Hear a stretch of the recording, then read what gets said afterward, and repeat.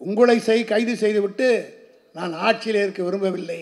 ஆகவே உங்களுடைய அனுமதியை பெற்று நான் ராஜினாமா செய்யலாம் என்ற முடிவோடு வந்திருக்கிறேன். உங்களுடைய அனுமதி தேவை என்று சொன்னவுடன் பெருந்தலைவர் காமராஜர் சொன்னார், நீ ஆட்சியில் இருக்கிறதானப்பா, நான் வெளியிலே இருக்கிறேன், இல்லை என்றால் நானும் ஜெயிலுக்கு போயிருப்பேன். ஆகவே ராஜினாமா செய்ய வேண்டாம் என்று கலைஞரை கட்டிப்பிடித்துக் கொண்டு கலைஞர் அவர்கள் நீங்கள் சொல்லுகிற காரணத்தினால் நான் இருக்கிறேன் என்று ஆட்சியில் இருந்தார். அந்த கோபமடைந்த இந்திரா காந்தி அம்மையார் 6 மாதத்திற்கெல்லாம் ஆட்சியை கலைத்தார். ஆக நம்முடைய ஆட்சியை அந்த பெருந்தலைவர் காமராஜர் அந்த இயக்கத்திலே வீட்டிலே படுத்தார். அக்டோபர் மாதம் 2ஆம் தேதி மறைந்து விட்டார். கலைஞர் மட்டும் அன்றைக்கு அவரை ராஜினாமா செய்திருந்தால் சிறை கைதியாகத்தான் காமராஜர் செத்திருப்பார். செத்ததே நாட்டுக்கு தெரியாமல் இருக்கும். போலீஸ் ஆபீசர் டிஜிபியா இருந்தா கூட ரிட்டையர் ஆனா அடுத்த நாள் கையில் ஒரு தோல் பை சுட்டு மார்க்கில் வந்து கரிமீன் வாங்கணும். ஆனால் இந்த கவர்னர் மாத்திரம் பதவி போய் ஏறத்தாழ 9 மாதம் ஆகுது உட்காந்துக்கிட்டு இருக்கான். அந்த கவர்னர் கொஞ்சமான தொல்லையாக கொடுத்தார். ஒரு பேரலல் கவர்மெண்ட்டே நடத்தினார். நாம் நிறைவேற்றிய சட்டங்களுக்கெல்லாம் கையெழுத்து போட முடியாதுன்னு சொன்னார். இதே வேற யாராவது இருந்தா கவர்னர் இடத்துல போய் காலில் விழுந்து மன்னிப்பு கேட்டிருப்பாங்க. ஆனால் கலைஞரின் மகன் மு.க. ஸ்டாலின் அவர்கள், நீ என்னடா உன்னையும் பார்ப்போம் உங்க அப்பனையும் பார்ப்பேன், சுப்ரீம் கோர்ட் இருக்கிறது என்று சொல்லி வாதாடி அவர் மட்டுமல்ல இந்தியாவுக்கே உரிமை வாங்கி கொடுத்த தலைவராக தளபதி மு.க. ஸ்டாலின் இன்றைக்கு இருக்கிறார்.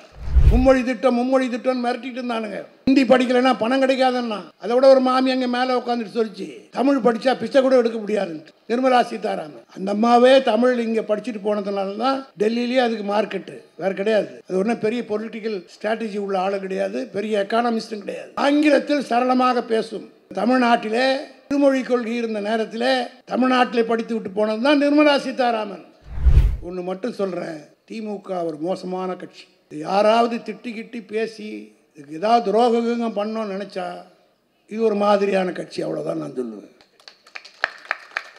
இந்த கட்சியை எதிர்த்தவன் திட்டியவன் எவனும் வாழ்ந்ததாக சரித்ததும் இல்லை, நல்லபடியாக செத்ததாகவும் சரித்திரமில்லை. காரணம் இது தியாகத்திலே வளர்ந்த கட்சி. வந்தவன் போனவன் எல்லாம் பிழைப்புக்காக பேசுவாங்க. என்ன பேசுனாங்க, எவ்வளோ பேசி ஜெயலலிதா, கடைசியில் காலே காணமே. நான் 70 நாள் அந்த மையார் உள்ளே இருந்தபோது 1 கோடி ரூபாய் இட்லி தோசை தின்னணும் தான் எடப்பாடி கும்பல. இந்தியாவிலேயே ஒரு தலைவி மரணத்துக்கு போராடி கொண்டிருந்த நேரத்தில் 1 கோடி ரூபாய்க்கு இட்லி தோசை சாப்பிட்ட ஒரே கூட்டம் எடப்பாடி கும்பலை தவிர வேறு யாரும் கிடையாது. 1952 தலைவர் கலைஞர் அவர்கள் பராசக்தியிலே வசனம் எழுதி காட்டினார். அந்த கலைஞர் 69 ஆட்சிக்கு வந்தவுடன் அதில் ஒரு வசனம் சொல்லுவார், தமிழ்நாட்டிலே தாலி அறுத்தவர்களுக்கெல்லாம் ஆப்பக்கடை தான் தாசில் உத்தியோகம் என்று ஒரு வசனம் வரும். ஆக அப்பொழுதெல்லாம் பெண்கள் விதவைகளாகிவிட்டால் படிப்பில்லாத காரணத்தால் வேலைக்கு போக முடியாது. அவர்களுக்கு தெரிந்த ஒரே தொழில் சமைப்பது தான். ஆக ஆப்பக்கடை வைத்து பிழைப்பு நடத்தியவர்கள் அந்த காலத்திலே இருந்தார்கள்.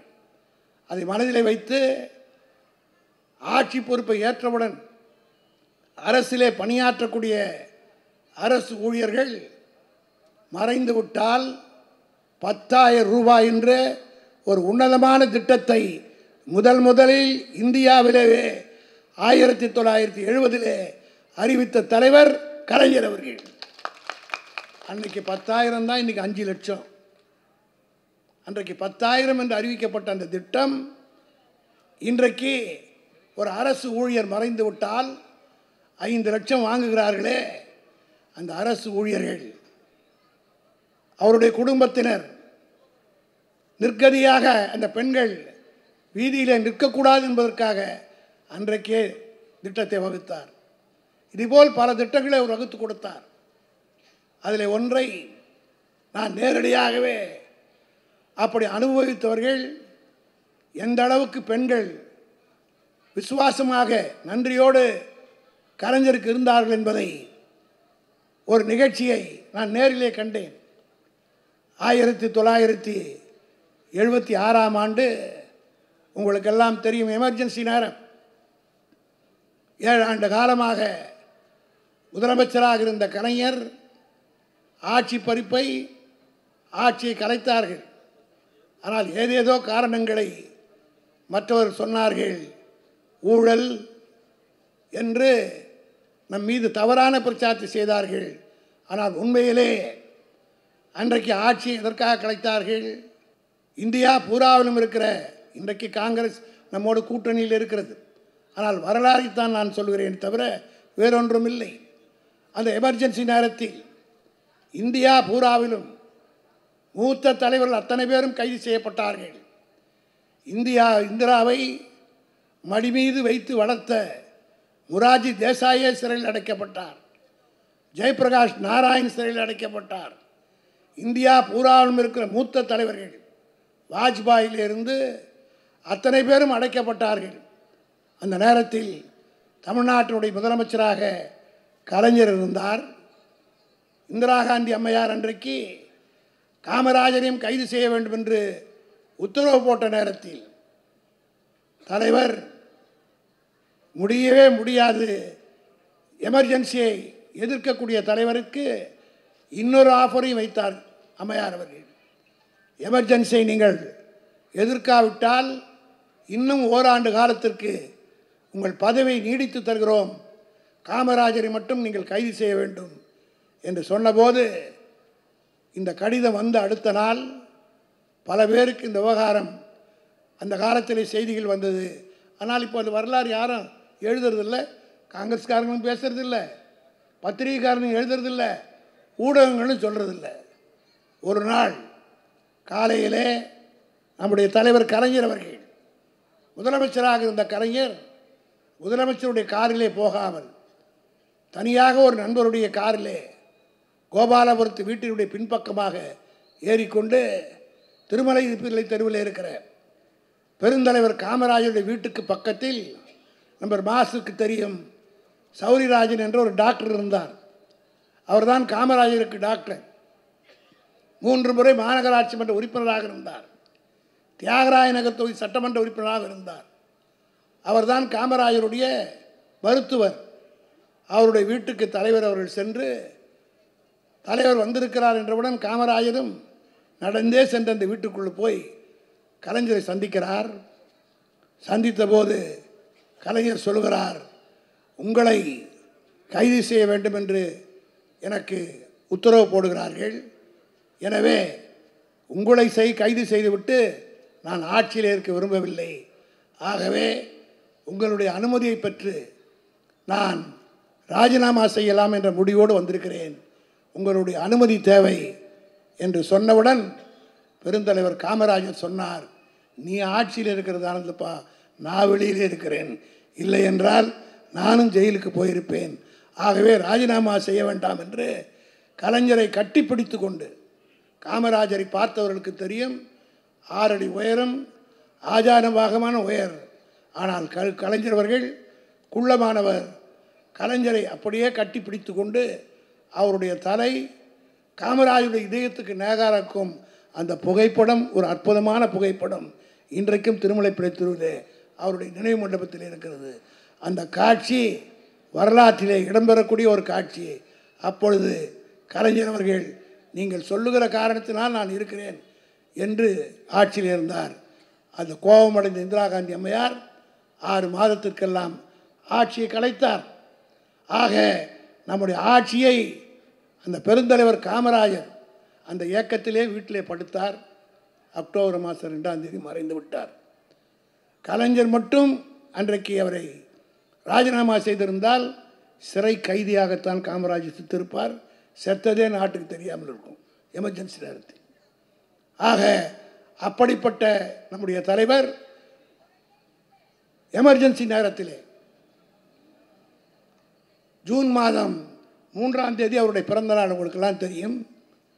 1ஆம் தேதி கலைஞரோடு எமர்ஜென்சி நேரத்தில் உங்களுக்கெல்லாம் தெரியும், அவரோடு ஓராண்டு காலம் நான் கூடவே இருந்தவன். யார் யார் அவரோடு கூட இருக்கிறார்களோ அவரெல்லாம் கைது செய்யப்படுவார்கள். போடி சுருளிவேலு என்ற ஒரு சட்டமன்ற உறுப்பினர் இருந்தார். அவரை மிசாவிலே பிடித்து விட்டார்கள்.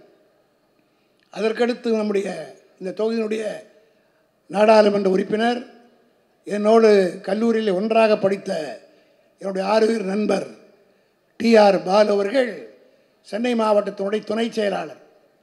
அவர் கலைஞரோடு போய் கொண்டிருந்தார்.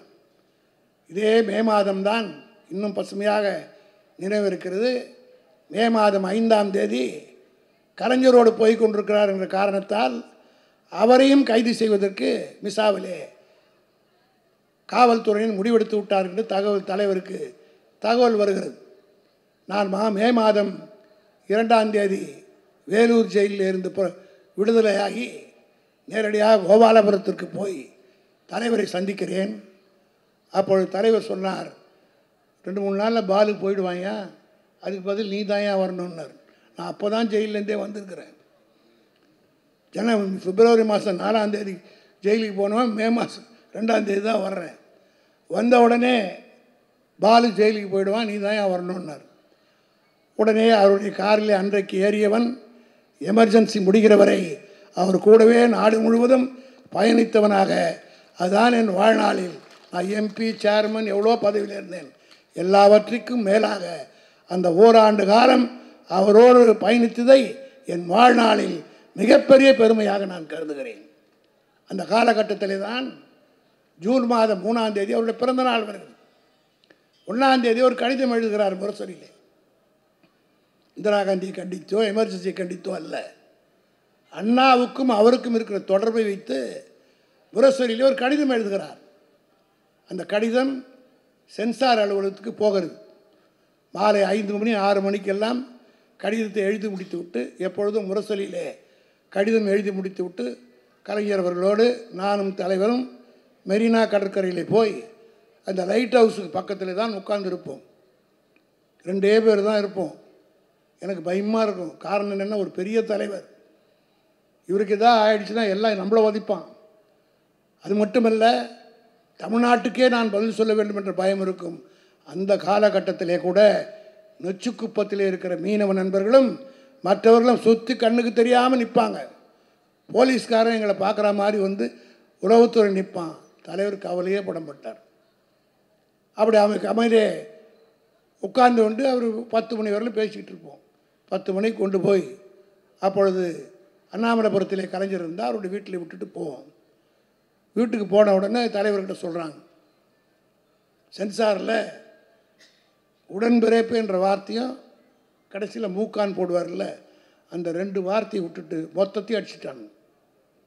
யாருடைய எழுத்தை? அவருடைய வசனத்தை பேசி இந்த நாட்டிலே உருவானவர்கள் தான் எம்ஜி ராமச்சந்திரனும் சிவாஜி கணேசனை போன்ற பல நடிகர்கள். அவர் எழுதிய வசனத்தை பேசி, அவர் எழுதிய வசனத்தை படித்து டாக்டரேட் பட்டவன்லாம் இருக்கிறான். அப்பேற்பட்ட கலைஞருடைய எழுத்தை எவனோ வடநாட்டிலிருந்து வந்த ஒரு அதிகாரி அடிச்சிடுறான். கலைஞருக்கு ரொம்ப கோபம் வந்துடுச்சு. உடனடியாக முரசொலி அலுவலகத்திற்கு வந்து அடுத்த நாள் 2ஆம் தேதி சென்சார் அலுவலகத்துக்கு முன்பாக போராட்டம் நடத்துவது என்று கலைஞர் முடிவெடுக்கிறார். அழகிரி அழைத்து கொண்டு இரவோடு இரவாக முரசொலிக்கு போய் தமிழ் தான் காரை ஓட்டிக்கிட்டு போகிறார். அப்படி ஏற்பட்டு அவரே பிட் நோட்ஸ்லாம் ரெடி பண்ணிக்கிட்டு நைட்டு என்கிட்ட ஃபோனில் பேசுகிறார். நான் வழக்கமாக 9 மணிக்கு தான் கோபாலபுரத்துக்கு போவேன், ஆனால் நாளை காலையில் 8 மணிக்கெலாம் நீ வந்துடணையான்னார். எதுக்காகன்னு சொல்லலை. காரணம் அதை சொல்லி அதுக்கு முன்னாடி என்ன போலீஸ்காரன் பிடிச்சிட்டு போகிறான்றதுக்காக சொல்லவில்லை. 9 மணிக்கு காலையில் 8 மணிக்கு போனவுடன் ஒரு அம்பாசிடர் கார், உங்களுக்கெல்லாம் தெரியும், சொந்த காரே கலைஞர் கிடையாது. அப்போது 7 வருஷம் சீஃப் மினிஸ்டராக இருந்தவருக்கு சொந்தத்தில் கார் கூட கிடையாது. அரசாங்க காரை அவன் எடுத்துகிட்டு போயிட்டான். முரசொலி மாறன் ஜெயிலுக்கு போன காரணத்தினால் அவருடைய காரை தலைவர் பயன்படுத்தினார். அந்த காரிலே டிரைவர் லட்சுமணன், ஒரு முரசொலி மாறனுடைய டிரைவர், அவர் டிரைவர், அதுக்கு பக்கத்தில் நான், எனக்கு பக்கத்தில் கலைஞர், பின்னாடி சீட்டில் 5 பேர். விஎம்ஆர் சபாபதி, உடைய மாவட்ட துணை செயலாளராக இருந்த ராமு மனோகரன், பிரகாசம் என்ற வட்ட செயலாளர் இருந்தார். இவளெல்லாம் அழைச்சிக்கிட்டு நாங்கள் சென்சார் ஆஃபீஸுக்கு தான் கலைஞர் போகிறாருன்னு நினச்சிட்டு இருந்தோம். அண்ணா மேம்பாலம், ஏன்னா சென்சார் அலுவலகம் சாஸ்திரி பவனில் இருக்குது. அண்ணா மேம்பாலம் வரல வண்டியிலே வருகிறோம். நாங்கள் நினச்சி நேராக வண்டி போய் ரைட்டில் திரும்பி நுங்கம்பாக்கம் ஆஃபீஸுக்கு போவோம். அண்ணா மேம்பாலம் வந்த உடனே ரைட்டில் திரும்பியானார் வண்டியை. அண்ணா சாலை வழியாக அப்போ சஃபயர் தேட்டர்னு ஒன்று இருந்தது. சஃபயர் தேட்டருக்கு பக்கத்தில் வந்து பஸ் ஸ்டாண்ட் இருக்கும். ஒரு பஸ் ஸ்டாப்பாக கலைஞர் வந்து பிட் நோட்டீஸை கொடுத்து கொண்டே வந்தார். அண்ணா சிலை அருகிலே போய் நின்று நாங்கள் எல்லாம் அவரோடு சேர்ந்து கொடி பிடித்து கொண்டு, ஜூன் மாதத்தில் எப்படி வெயில் காயுன்னு உங்களுக்கெல்லாம் தெரியும், கொளுத்துகிற வெயிலில் 1 மணி நேரம் தலைவர் கலைஞர் அவர்கள் ஆர்ப்பாட்டம் நடத்தினார். சென்சாரை எதிர்த்து குரல் கொடுத்து கொண்டு போராட்டம் நடத்தினார். சென்னையே சம்பித்து விட்டது, அண்ணா சாலையே சம்பித்து விட்டது. பஸ்ஸில் இருந்தவங்களாம் அப்படியே ஆயிரக்கணக்கில் கூடி விட்டார்கள். காவல்துறையினர் ஓடோடி வந்தார்கள், கைது செய்தார்கள். கலைஞரை ஜீப்பில் ஃப்ரண்ட் சீட்டில் உட்கார வைக்கல, பேக் சீட்டில் ஏற்றினாங்க. 7 ஆண்டு காலம் முதலமைச்சராக இருந்தவை. அவரோடு சேர்த்து என்னையும் அழைத்து கொண்டு திருவல்லிக்கேணி D1 கான்ஸ்டபிள் போலீஸ் ஸ்டேஷனுக்கு அழைத்து கொண்டு போய் பெஞ்சில் உட்கார வச்சாங்க, சேரில் கூட உட்கார வைக்கல. அந்த நேரத்தில் உயர் அதிகாரிகள் எல்லாம் வர்றாங்க. சென்னை மாநகரத்துடைய கமிஷனராக அன்றைக்கு இருந்தவர் செந்தாமரைன்னு ஒருத்தர், டிசியாக இருந்தவர் தேவாரம், ராமானுஜம் என்ற ஒருவர் அடிஷ்னல் ஐஜியாக இருந்தவர். அவர் வருகிறார். அந்த ராமானுஜம் யார் என்று கேட்டால் 67 அண்ணாவுக்கு செக்யூரிட்டி ஆஃபீஸர் இருந்தவர். ஒரு பிற்படுத்தப்பட்ட 3 பேரும் பிற்படுத்தப்பட்ட சமுதாயத்தை சார்ந்தவர்களுக்காக அதுவரையிலே உயர் ஜாதிக்காரன்தான் சென்னை மாநகரத்தினுடைய காவல்துறையில் பெரும் பதவியில் இருந்தார்கள். நம்மவர்களை உட்கார வைக்க வேண்டும் என்று தலைவர் இந்த 3 பேரையும் உட்கார வச்சார். தலைவர் உட்காந்துருக்காரு பெஞ்சில். இந்த 3 ஆஃபீஸருங்க திரும்பி கூட பார்க்கல, நேராக உள்ளே போனாங்க. அப்போ தான் தலைவர் சொன்னார் என்கிட்ட, பாத்தியாயா நம்மால் எப்படி போகிறான்னு, இதே ஒரு பாப்பானை கொடுத்துருந்தா குறைஞ்சபட்சம் நன்றி சொல்லிட்டு போயான்னார். அந்த அளவுக்கு ஊண்டாயிட்டார். காரணம் என்னென்னா, பதவி வாங்கி கொண்டு நம்மாலே நம்மளை இப்படி ட்ரீட் பண்ணுறானே என்ற ஒரு ஆத்திரத்தில் சொன்னார். போகிற 3 பேரும் போய் உட்காண்டாங்க. அடுத்த நிமிடமே 25 வயது மதிக்கத்தக்க காக்கி சட்டையில் ஒரு இளம்பெண் கலைஞருக்கு கப்பன் சாஸ்திரத்தில் கொண்டு வந்து காஃபி கொடுத்தது. அந்த பெண்ணை கலைஞர் அப்படியே ஏறெடுத்து பார்த்தார். பார்த்துட்டு 1 மணி நேரம் வெயிலில் கடத்து போய் மிகுந்த அந்த மிகவும் சோர்வடைந்து தலைவர் இருப்பதை பார்த்த அந்த பெண் ஓடி போய் ஹோட்டலில் காஃபி வாங்கிட்டு வந்து கையில் கொடுக்குது. அப்போ பார்த்துட்டு தலைவர் கேட்டார், ஏம்மா நாளைக்கு உங்கள் வேலைக்கு ஏதாவது ஆபத்து வந்து போடுவோமான்னு. அப்போ அந்த பெண் என்ன சொல்லிச்சு தெரியுமா, இந்த காக்கி சட்டை நீங்கள் கொடுத்த காக்கி சட்டை உங்களுக்கு காப்பி வாங்கி கொடுக்கறதுனால அந்த பதவி போது என்றால் அதை பற்றி நான் கவலைப்படவில்லை என்று டிஜிபியாக இருந்தோம் மீஞ்சத்துக்கின் போனான், டிசியாக இருந்தோம் மூஞ்சத்துக்கின் போனான். நீங்கள் தான் முதலில் 23 பேரை உமன் கான்ஸ்டபிளை கலைஞர் நியமித்திருக்கிறார். அந்த 23 பேரில் அது ஒன்று. இப்போ தெரியுதா ஏன் பெண்களுக்காக தளபதி எல்லாம் செய்கிறாருன்ட்டு. அப்போ தான் கலைஞர் சொன்னார், இதுதான் ஏன் பெண் உள்ளம் என்று சொன்னார். அந்த காப்பியை குடிச்சிட்டு சொன்னார், நான் அந்த பெண்ணு யாருன்னே எனக்கு தெரியாது, நான் ஒன்றும் டைரெக்டாக அதுக்கு வேலை ஒன்றும் உதவி பண்ணல, நான் போட்ட ஒரு திட்டத்தால் அந்த பெண் காவலர் என்ற ஒன்றை உருவாக்கியதால் அந்த காவலரிலே ஒன்றாக வந்து இது நன்றி சொல்கிறேன்னு சொன்னான். இதாயா பெண் உள்ளம் என்று. இப்போ தெரியுதா மாசு ஏன் கேள்வி கேட்டார்னு. இதுதான் வரலாறு. பெண்களுக்கு செஞ்சால் மறக்க மாட்டாங்க. இதே நம்ம ஆளுங்க வகையராக்கு செஞ்சுருந்தா என்ன பெருசாக கீழ்ச்சிட்டார் அவருமா, தப்பாக நினச்சிக்காதீங்க. இதே 1000 ரூபாய் மாதமான அவங்க கைக்கு பதில் நம்ம வகைரா கொடுத்துருந்தா என்ன இருக்கும், பாதி அரசாங்கத்துக்கே திருப்பி வந்திருக்கும். அதுக்கு மேலே நான் சொல்ல விரும்பல. ஆனால் அந்த பெண்கள் ஒன்று சொல்கிறேன், எங்களுக்கு பெண்களுக்கே ஒரு மிகப்பெரிய மகிழ்ச்சி என்னன்னு கேட்டால், பஸ்ஸில் ட்ரெயினில் இலவசமாக போகிற தகுதி யாருக்கு தெரியுமா, எம்பிகளுக்கு தான், எம்எல்ஏக்கு தான். தமிழ்நாடு பூரா பஸ்ஸில் போகிறதுக்கு எம்பி எம்எல்ஏக்கள் ஃப்ரீயாக எங்கே ஒன்றா போகலாம், கூட ஒருத்தரையும் அழைச்சிக்கிட்டு போகலாம். அதே மாதிரி எம்பிகளுக்கு இந்தியா பூரா எங்கே ஒன்றா ரிட்டையர்டு எக்ஸ்எம்பி கூட அது உண்டு, எக்ஸ்எம்எல்ஏ கூட பஸ்ஸில் போகலாம். ஒரு காலத்தில் எம்எல்ஏக்கள் எம்பிக்கள் மட்டும்தான் பஸ்ஸில் காசு கொடுக்காம போனாங்க. ஆனால் ஓட்டு வாங்கி ஜெயிக்காமல் எல்லா பெண்களும் இலவசமாக போக வைத்த ஒரே தலைவர் நம்முடைய தலைவர் தளபதி தான். அதைத்தான் இன்றைக்கு மக்கள் நினைத்து பார்க்கிறார்கள். இதை நான் பெருமைக்காக சொல்லவில்லை. இன்றைக்கு நாடு 4 ஆண்டு காலம் ஆட்சி நடத்தியிருக்கிறோம். எப்படிப்பட்ட நெருக்கடியான நேரம். மத்திய சர்க்காரிலிருந்து எந்த விதமான ஆதரவும் கிடையாது. இங்கே நம்ம வரி பணத்தில் வந்து நம்ம வீட்டு சோறு துண்ணுட்டு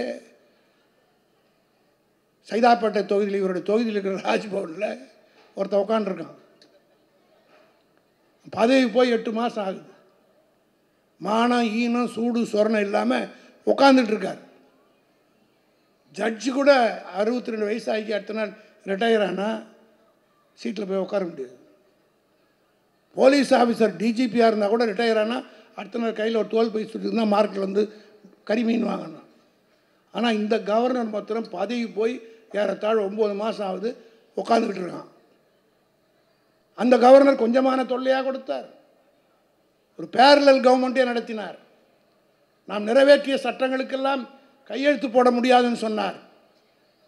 இதே வேறு யாராவது இருந்தால் கவர்னர் இடத்துல போய் காலில் விழுந்து மன்னிப்பு கேட்டிருப்பாங்க. ஆனால் கலைஞரின் மகன் மு.க. ஸ்டாலின் அவர்கள், நீ என்னடா உன்னையும் பார்ப்போம் உங்கள் அப்பனையும் பார்ப்பேன், சுப்ரீம் கோர்ட் இருக்கிறது என்று சொல்லி வாதாடி அவர் மட்டுமல்ல இந்தியாவுக்கே உரிமை வாங்கி கொடுத்த தலைவராக தளபதி மு.க. ஸ்டாலின் இன்றைக்கு இருக்கிறார். எப்படி தலைவர் கலைஞர் அவர்கள் 1973 அதுவரையில் ரெட் ஃபோர்ட் செங்கோட்டையில் குடியரசுத் தலைவர் தான் கொடியேற்றுவாங்க. அது குடியரசு தினமாக இருந்தாலும் சரி, சுதந்திர தினமாக இருந்தாலும் ஏற்றுவாங்க. 73 அம்மையார் அவர்கள் 71 மீண்டும் ஆட்சிக்கு வந்த பிறகுதான் குடியரசுத் தலைவர் ஜனவரி 26 அன்றைக்கு மட்டும் கொடியேற்றுவார், ஆகஸ்ட் 15 பிரதமர் ஏற்றுவார் என்ற ஒரு சட்டத்தை கொண்டு வந்தார்கள். தலைவர் பார்த்தார். உடனடியாக இந்திரா காந்திக்கு ஒரு கடிதம் எழுதினார். ஆகஸ்ட் 15 சுதந்திர நாள் அன்று மக்களால் தேர்ந்தெடுக்கப்பட்ட பிரதமர் செங்கோட்டையிலே கொடியேற்றுகிற போது சேஞ்சாஜ் கோட்டையில் நாங்கள் ஏற்றினால் அந்த கொடி என்ன ஏறாமல் போயிடும். ஆகவே பிரதமர் கொடியேற்றுகிற உரிமை பெற்றதைப் போலவே மாநில முதலமைச்சர்களுக்கும் அந்த உரிமை வழங்கப்பட வேண்டும் என்று கேட்டார்.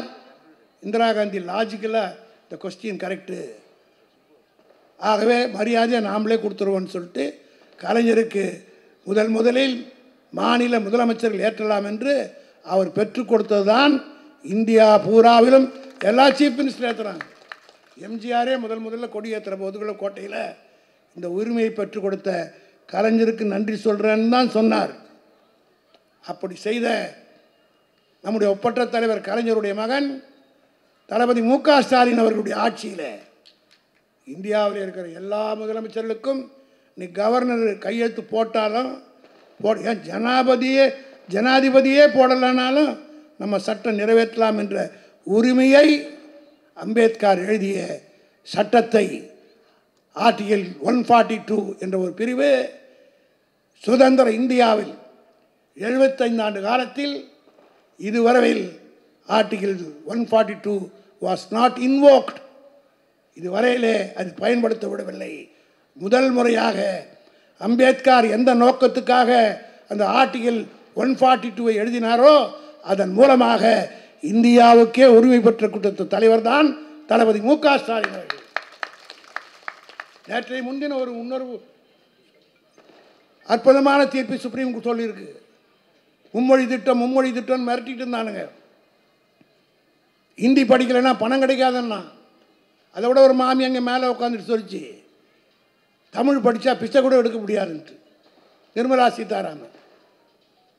அந்த அம்மாவே தமிழ் இங்கே படிச்சுட்டு போனதுனால தான் டெல்லியிலே அதுக்கு மார்க்கெட்டு, வேறு கிடையாது. அது ஒன்றும் பெரிய பொலிட்டிக்கல் ஸ்ட்ராட்டஜி உள்ள ஆளும் கிடையாது, பெரிய எக்கானமிஸ்டும் கிடையாது. ஆங்கிலத்தில் சரளமாக பேசும் இந்த தமிழ்நாட்டிலே இருமொழி கொள்கை இருந்த நேரத்தில் தமிழ்நாட்டிலே படித்து விட்டு போனது தான் நிர்மலா சீதாராமன். சரளமாக ஆங்கிலத்தில் பேசுகிறது என்று சொன்னால் அதுக்கு இருமொழி கொள்கை ஒரு காரணம். அந்த ஆங்கிலம் பேசுகிற காரணத்தினால்தான் பிஜேபியில் எவனும் இங்கிலீஷ் பேசுகிறோன்னு ஆள் கிடையாது. ஒரே ஒரு ஆள் இருந்தார், வெங்கையா நாயுடு. அவரும் போயிட்டார், பதவி பிஜேபியிலேருந்து வெளியில் வந்துட்டார். ஆனால் காங்கிரஸ் தரப்பிலே பி சிதம்பரம் இருக்கிறார், சிங்வி இருக்கிறார், கபில் சிபல் இருக்கிறார். இப்படி பல வழக்கறிஞர்கள் ஆங்கிலத்தில் சரளமாக பேச பிஜேபிக்காரங்க இங்கிலீஷில் பேசினார்னா காது கொடுத்து கேட்கவே முடியாது. நாங்கள்லாம் பார்லிமெண்ட்டில் பார்த்தோம். இந்தியை இங்கிலீஷ் மாதிரி பேசுவான், இங்கிலீஷை ஹிந்தி மாதிரி பேசுவான்.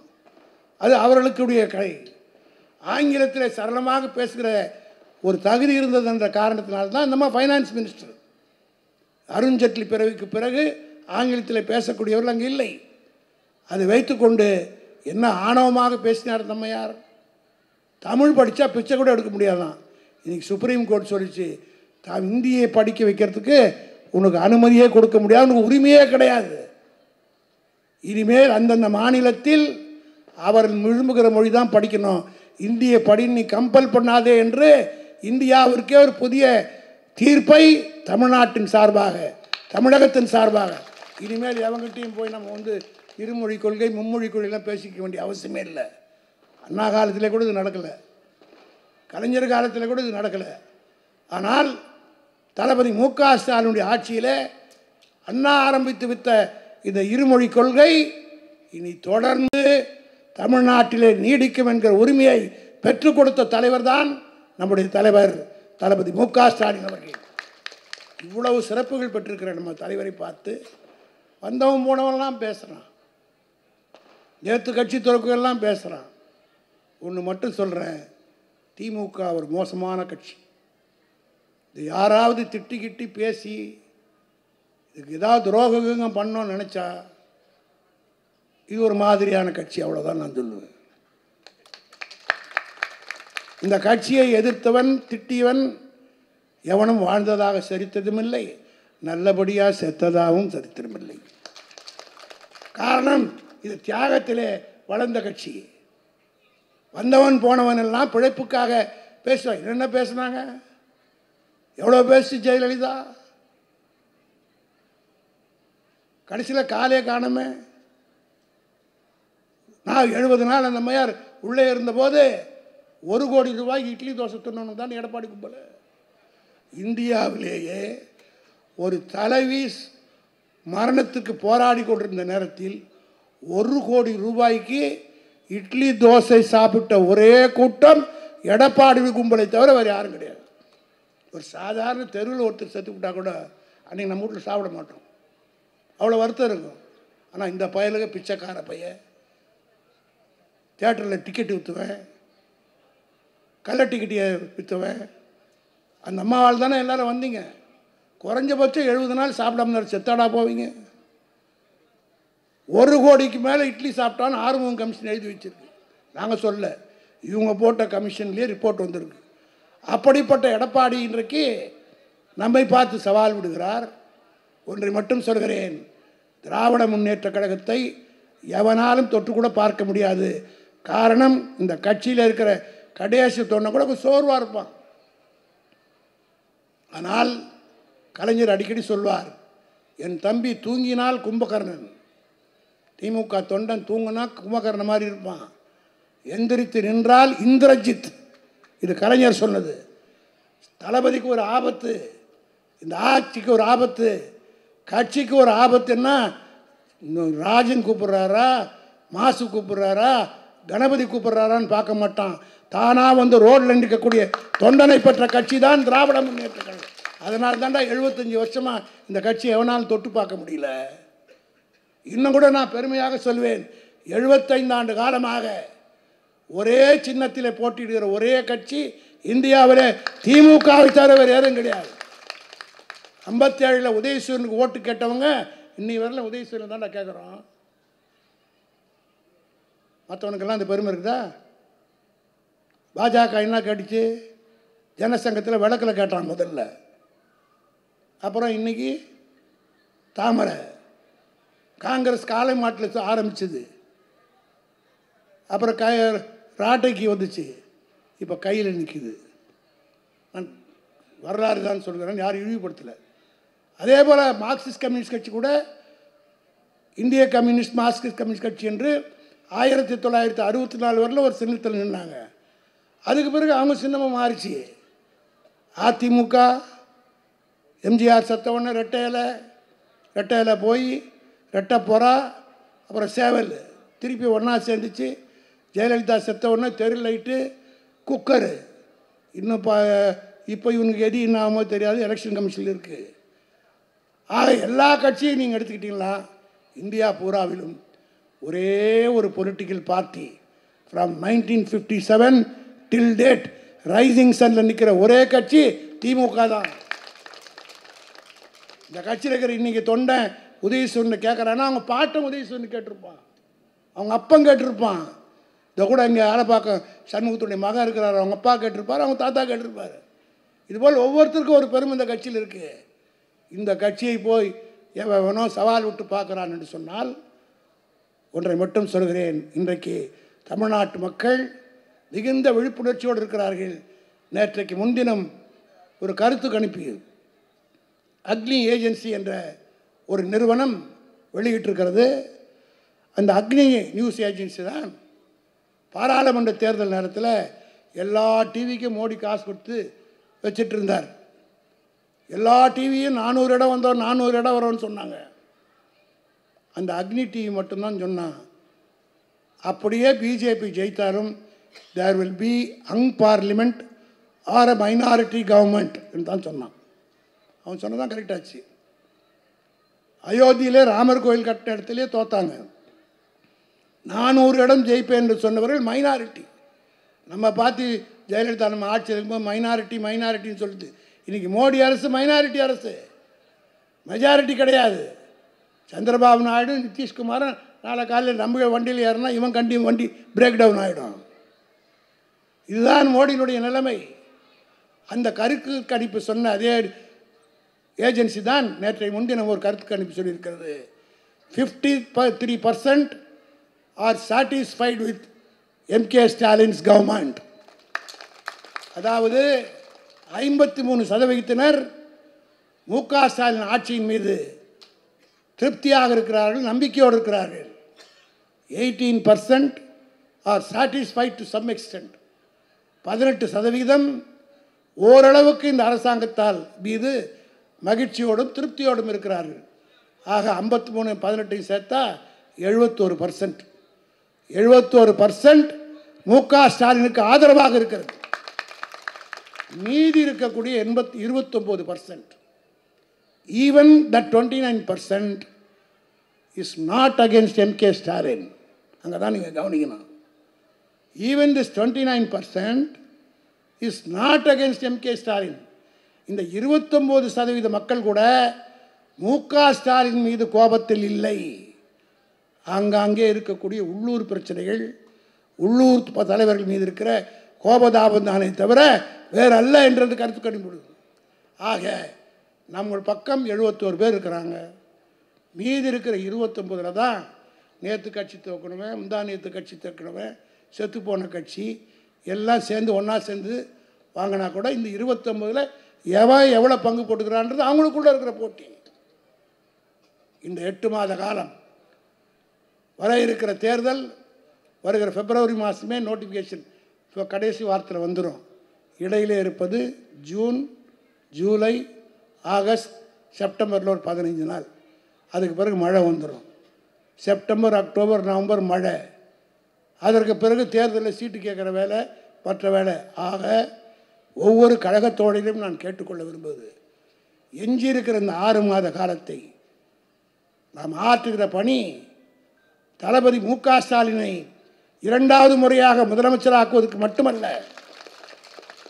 7வது முறையாக திமுக ஆட்சி அமைவதற்கு மட்டுமல்ல, இன்னும் 25 ஆண்டு காலத்திற்கு தமிழ்நாட்டை திமுக ஆள்வதற்கு நீங்கள் உழைக்கிற உழைப்பு என்கிற உணர்த்தோடு ஒவ்வொருவரும் பணியாற்றுவோம் என்கிற உறுதிமொழியை இந்த நாளிலே எடுத்துக்கொள்வோம் என்று சொல்லி வாய்ப்புக்கு நன்றி தெரிவித்து விடைபெறுகிறேன். நன்றி, வணக்கம்.